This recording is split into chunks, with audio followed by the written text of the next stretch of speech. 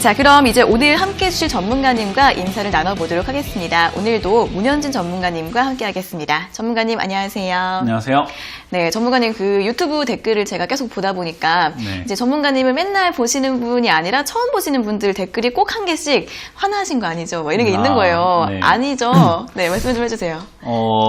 화가 제가 항상 나가지고 헐크처럼 맨날 화나 있는 그런 사람은 아니고요. 네. 항상 저도 재밌게 살고 장난도 많이 치고 이렇게 살고 싶은데 그런 것 같아요. 저도 이렇게 방송에서 화를 내면 저한테 이미지 안 좋은 거 알아요.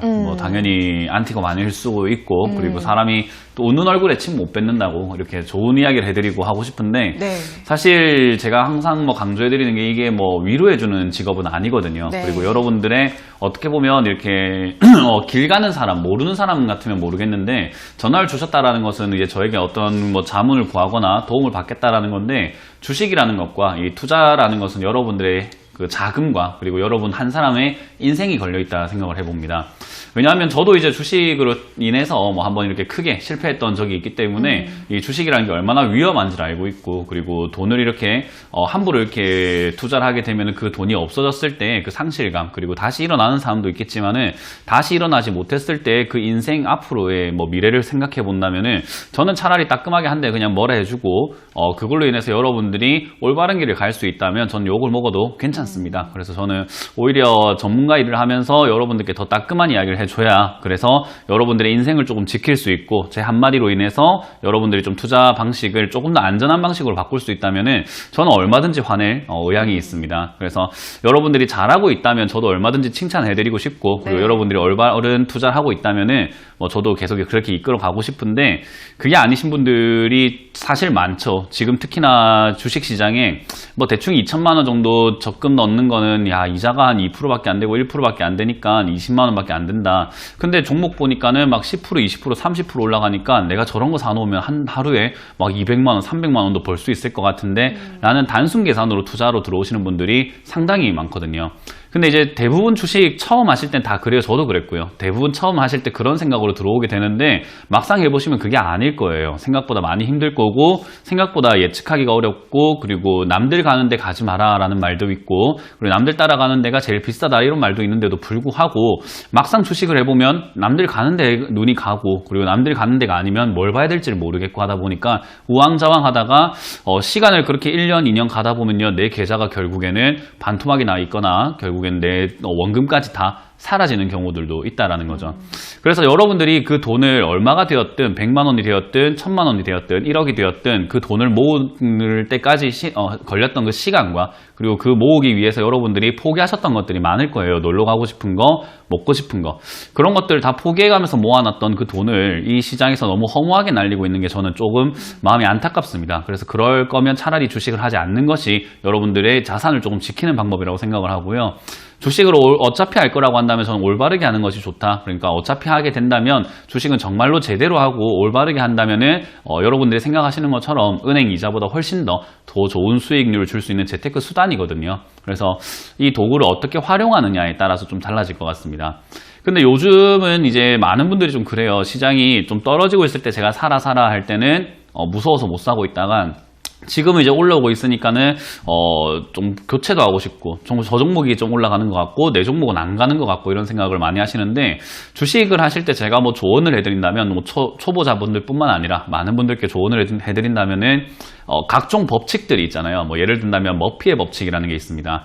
이 머피의 법칙이 뭐냐면 내가 이 차선을 가고 있는데 저쪽 차선이 빠른 것 같다 싶어서 옮기면은 내가 있던 차선이 빨리 가고 내가 옮긴 차선은 또 늦게 가요. 다시 바꾸면은 또 똑같은 현상이 일어납니다. 예를 들어서 또 마트 줄도 그렇죠. 여기가 계산이 좀 빠른 것 같다 싶어서 줄 섰는데 이쪽이 반대쪽이 더 빨리 갑니다. 그래서 옮기면은 또 반대쪽이 또 빨리 가는 그런 현상을 우리가 머피의 법칙이라고 합니다. 근데 이 머피의 법칙이 왜 생겨났는가, 정말로 나는 되는 게 없는 것인가 라고 생각하면 그게 아니라 나의 심리적인 요인에서 오는 것이 거의 대다수라고 합니다. 그래서 머피의 법칙을 극복하는 방법은요, 나의 생각을 바꾸는 수밖에 없다라고 합니다. 그래서 이 생각을 바꾼 법칙이 바로 셀리의 법칙이라는 게 있어요. 내가 있는 곳이 무조건 다 좋은 거다라고 생각을 하고 살아라 라는, 그리고 그렇게 하다 보면은 모든 게 다 좋아 보인다. 그러니까 인생은 새 옹지마다 라는 그런 이야기하고도 비슷할 것 같은데 이건 이제 우리가 우연히 좋은 일이 생기는 것을 내가 이걸 선택했기 때문에 잘 된 거야 라고 생각하는 방법이라고 한다면 줄리의 법칙이라는 게 또 있습니다. 그 줄리의 법칙은 결국 내가 원하는 것을 이뤄내는 법칙이라고 보시면 될 것 같아요. 내가 간절히 원했기 때문에 이루어졌다라는 건데 결국 이 모든 법칙들이 전부 다 심리적인 요인에서 오게 된다라는 거죠. 근데 주식에서도 역시 그런 법칙들이 저는 존재한다라고 봅니다. 내 종목은 왜 사는데 떨어지기만 할까? 그리고 내 종목은 올라가지 않는데 왜 남의 종목만 자꾸 올라갈까? 그렇게 탐욕을 부리고 자꾸 다른 종목을 쳐다보다 보니까 내 종목이 너무 안 가고 그러다가 내 종목이 올라갈 때쯤 돼서 내가 그 탐욕을 이기지 못하고 옮겼을 때 결국 내 종목이 급등을 하고 내가 산 종목은 또 떨어지는 현상을 아마 수없이 반복하게 될 겁니다. 그래서 여러분들이 투자를 하실 때 처음 하시는 분들도 그리고 오래 하셨던 분들도 뭐 저한테 뭐 전화를 하시면 뭐 혼난다 하시는데 혼나지 않으려면 심리적인 극복부터 좀 먼저 하셨으면 좋겠어요. 그래야지만 우리가 올바른 투자를 할 수 있고 그리고 객관적으로 냉정하게 시장을 바라볼 수 있다는 거 기억하셨으면 좋겠고요. 지금 시장이 아마 그런 쪽에 있어가지고 유혹이 좀 많을 거예요. 시장이 자꾸 올라오고 그리고 자꾸 이렇게 더 올라가는 종목들이 있는데 내 종목은 올라오다가 이제 더 이상 가지 않으니까 지금에서 내가 갈아타야 될까 생각을 좀 많이 하시는데 머피의 법칙, 방금 말씀드렸던 그 법칙을 생각을 하신다면 차례가 되면 순서가 되면 알아서 가게 되어 있습니다. 그래서 그게 제일 좋다 생각이 들고요. 지금 시장 전체의 전략은 역시나 저는 1900포인트가 저항선이 될 가능성이 높고 거기서 이렇게 밀릴 가능성이 충분하다라고 생각이 들고요. 뭐 어제 원유 감산, 원유 1000만 배럴 감산 이야기 나오고 있지만 사실 2000만 배럴 정도를 감산할 것으로 예측을 했는데 1000만 배럴 감산으로 생각보다는 감산 수요가 좀 적었다라는 거죠. 그래서 그 수치가 적었기 때문에 지금 원유도 폭락하고 있는 형태가 나왔는데 그런 것처럼 지금 이 원유 감산에 대한 이야기는요, 제 생각에는 그렇게 쉽게 되지는 않을 거다라고 제가 방송에서 누누이 말씀드리고 있습니다. 왜냐하면 물가 상승률하고 바로 직결타가 되는데 역시나 지금 연준에서 양적 완화, 정크본드까지 이렇게 사드리겠다라는 이야기를 하고 있거든요. 그러니까 마구잡이로 이제는 회사 신용도가 좋은 회사들 것만 사는 것이 아니라 회사 신용도가 좀 낮다 하더라도 그냥 시중에 돌고 있는 모든 채권을 우리가 다 사줄게. 그러니까 반대로 이야기하면 연준에서 직접적으로 힘든 회사들한테 돈을 그냥 다 빌려줄게 라는 이야기입니다. 그렇게 빌려준 돈은 뭐 임금으로 들어갈 수도 있고 또는 운영자금으로 또 쓰일 수도 있고요. 그리고 여러 가지 자금으로 시중에 퍼져나가기 시작할 텐데 이제 달러, 양적 완화가 본격적으로 시작이 되었다라고 보면 됩니다. 그래도 이건 달러가 많이 풀린다고 하더라도 다행스럽게도 전 세계에서 달러 수요가 굉장히 높거든요. 우리나라도 지금 달러를 자꾸 어디서 구하려고 하고 있듯이 달러를 지금 많이 확보하려고 하는 움직임들이 있기 때문에 달러 가치가 갑자기 폭락을 하거나 이런 일은 없겠지만 이 수요가 점점 증가하다 보면 어느 정도가 안정화되고 나면은 달러 가치가 점점 내려가는 현상이 나타나게 될 겁니다. 그때 연준은 아마 금리 인상이라든지 이젠 더 이상 빌려주지 않겠다라는 카드를 쓰게 될 것이고 그렇게 되었을 때 다시 자산 긴축으로 돌아서게 된다면 안 좋은 일이 발생이 되는 게 미국이 양적 완화를 한다고 해서 발맞춰서 영국, 일본, 중국, 한국 대다수의 나라들이 또 돈을 찍어내고 그리고 양적 완화를 하고 있거든요. 근데 이게 반대로 이렇게 흡수할 수 있는 능력이 있는가 하면은 미국 연준보다는 확실히 작을 수밖에 없습니다. 그래서 우리 달러가 아니라 원화 가치가 폭락할 수 있는 그런 위험성이 앞으로 조금 멀리 본다면은 남아있다라는 거죠.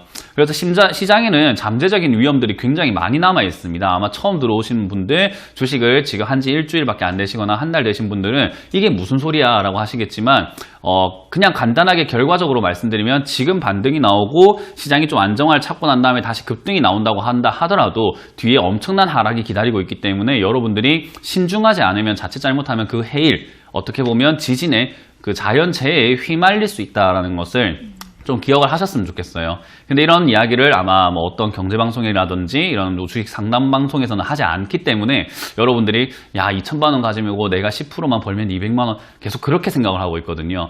경제라는 것은 굉장히 거대하기 때문에 그런 것들을 여러분들이 하나하나 공부해 나가면서 천천히 내 투자금을 키워가는 것이 저는 올바르다 생각하니까 그 점 참고하셔서 상담도 들어주시고 그리고 아까 말씀드린 것처럼 저를 욕해도 좋습니다. 저는 언제나 제대로 하지 않는 사람들 그리고 위험이 보이는 사람들에게는 꿋꿋이 화를 내고 제 할 말을 하도록 하겠습니다.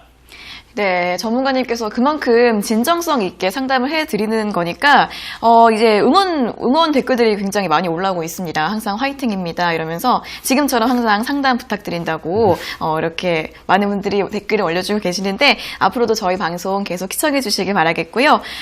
이제 분석을 들어봤는데, 이제 대규모 경기 부양책으로 인해서 뭐 원화 가치가 하락할 가능성 같은 여러 가지 잠재적인 위험이 많기 때문에 항상 신중한 대응 필요할 것 같습니다. 잘 참고해 보시고요.